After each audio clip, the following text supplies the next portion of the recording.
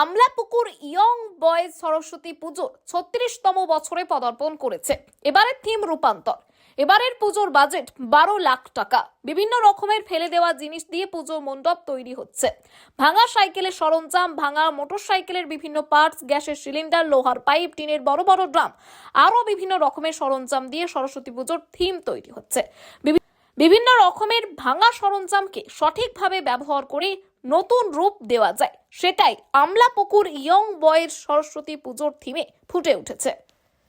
উপকরণ আছে আপনাদের এই প্যান্ডেলে? প্যান্ডেলের মোটরসাইকেলের ট্যাঙ্ক আছে, গ্যাসের সিলিন্ডার আছে, ঢালাই করে সেই কড়াই আছে, গামলা আছে, খুন্তি আছে, নানা রকম জিনিস এখানে দিয়ে করা আছে।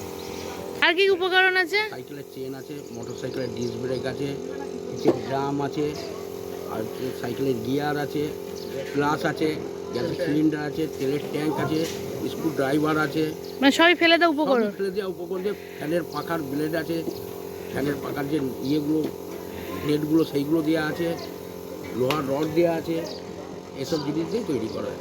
কি নাম আপনার? কৌশিক দত্ত। কি প্যান্ডেল, কোথাকার প্যান্ডেল, আর বাজেট কত, আর এই থিমের সাহায্যে কি বোঝাতে চেয়েছেন আপনারা?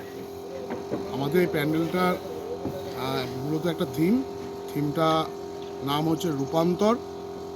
আমরা এই প্যান্ডেলের মাধ্যমে যেটা দেখাতে চেয়েছি, যে সমস্ত জিনিসগুলো আমরা মোটামুটি ফেলে দিই, ম্যাক্সিমামই গাড়ির অ্যাক্সেসরিজ আছে, ঠিক আছে, সেইগুলো দিয়ে মানে নতুন করে কিছু শিল্প যাতে করা যায়, মানে এবং সেটাকে মানে প্যান্ডেলের রূপ দিয়ে যাতে আমরা জনসাধারণকে দেখাতে পারি, সেটাই করেছি। আর বাজেট কত? আমাদের বাজেট মোট ১২ লাখ টাকা।